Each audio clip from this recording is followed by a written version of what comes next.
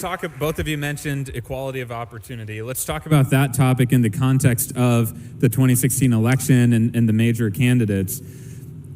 Who do you think is going to most effectively bring equal opportunity to the country between the major candidates?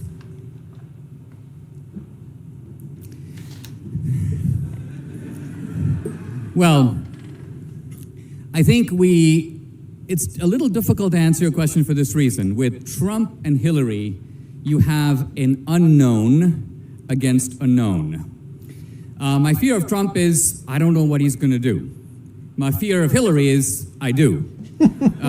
So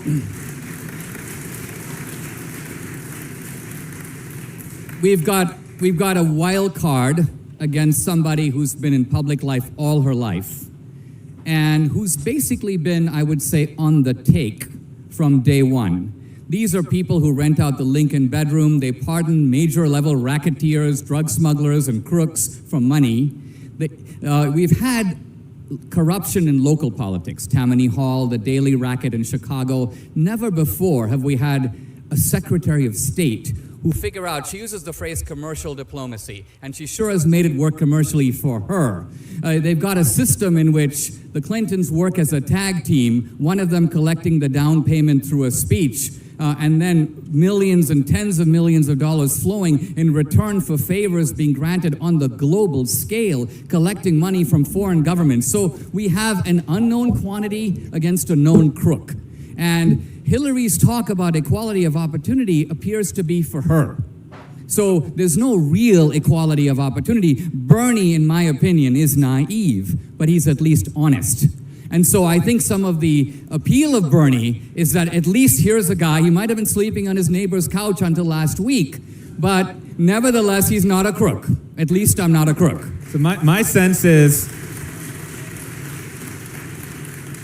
Cenk, you don't disagree with all of that, and you endorsed Bernie in the primary, and you've also been very critical of Hillary. So I'll pose the same question to you, but it's interesting. There is some agreement here on this topic. Before we get to Cenk the Cenk, Dinesh hit it pretty much spot on. I have to admit, the known versus the unknown, the person on the take versus the person who's not. A political insider who's just absolutely, just using every single ounce of her fat body and her husband's thin body to make as much money as possible. Legally, obviously, somehow, we can debate that or whatever, but it's pretty legal, the way they're doing it. And getting every single penny, every nickel, every dime, every quarter, every half dollar, every dollar, every single thing that they can get, collecting it while in public. And then Trump, obviously, as a private, person, real estate investor, business person, TV personality, whatever you want to call it. Everything that he's made, he's done it legally. And every dollar that he's earned has been absolutely legal. You want to debate that? That's for another day.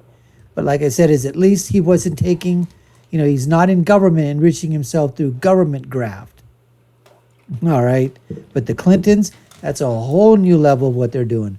So what Dinesh basically was saying, all right, right on the mark. Let's see what Cenk the Cenk has to say. There is some agreement, but there's also disagreement. So let me go one by one. We certainly agree that Bernie Sanders is totally honest, and that's why everybody...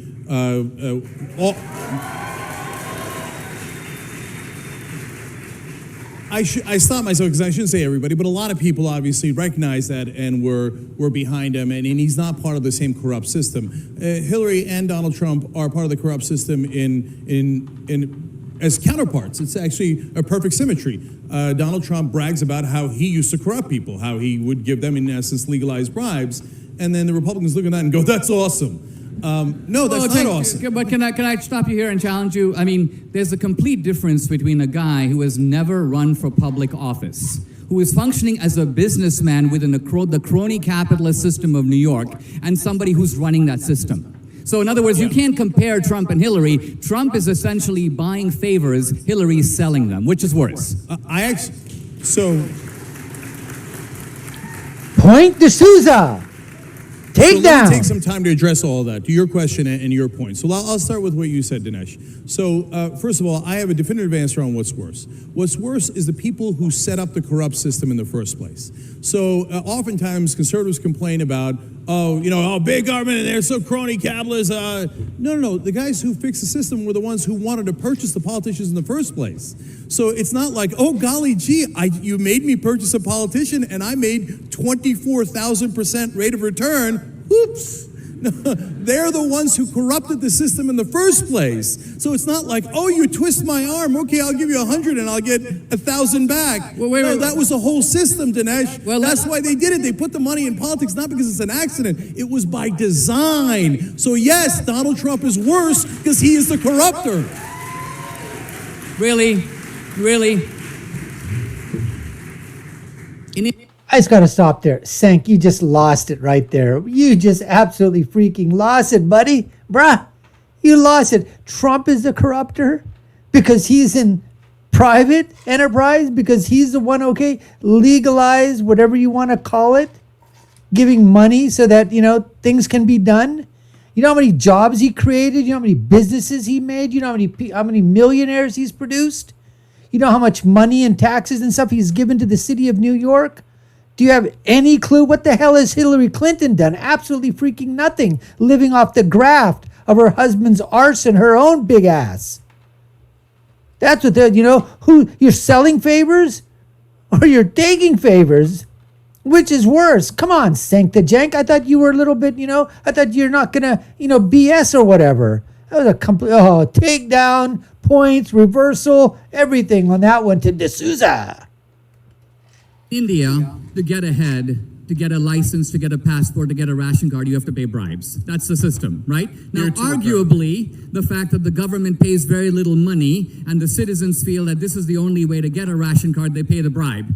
So in that sense, they set up the system. But who do we hold accountable? The ordinary guy who can't get sugar from the store, or the guys in government who have been elected and entrusted by the people to look out for their interests? We elected Hillary, not Trump. No. Point D'Souza. Let me just say for the record, anybody who watches the Young Turks knows we're no fans of Hillary Clinton or the system. We can't stand it, and we're not in favor of the establishment. We're not in favor of the corrupt system as we have it now. And I know that a lot of parts of the establishment wants to protect itself.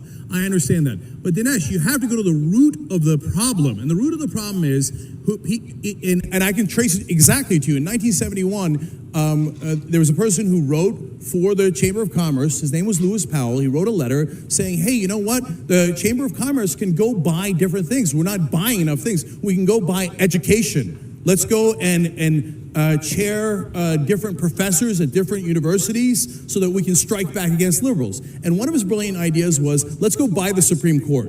Let's give money to politicians so that they will allow us to influence the Supreme Court. You know what Richard Nixon did? It's like, that's a brilliant memo, young kid. Lewis Powell, you're now on the Supreme Court.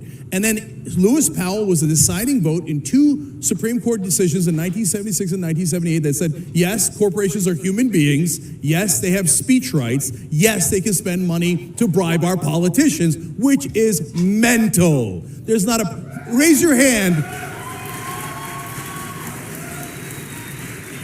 Raise your hand if you think a corporation is a human being. Okay, I got 3 hands here. They must be with you, Dinesh. Okay. Well, so that is how they bought the system, lock, stock, and barrel. And then you turn around to politicians who are in this systemic corruption, and you go, it's your fault. And then you go, the business guy's buying them. Don't look at them. Don't look at them. They're the problem. They're both the problem, and you're only looking at one side of it. all right. Okay. It's got, right here, basically. Look, if, Cenk the Jank and the Young Jerks at the Young Turks can talk all they want that they hate crony capitalism, they hate the establishment, they hate the system, they hate Hillary Clinton, they hate all of that.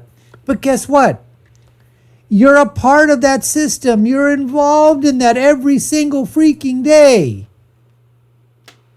These are the rules. These are the regulations. You talk about, that the Supreme Court ruled that corporations are speech, corporations are power, corporations can give money, corporations and entities like human beings, they have speech rights. They do. Why should a company or corporation be punished because they decided to make it an entity?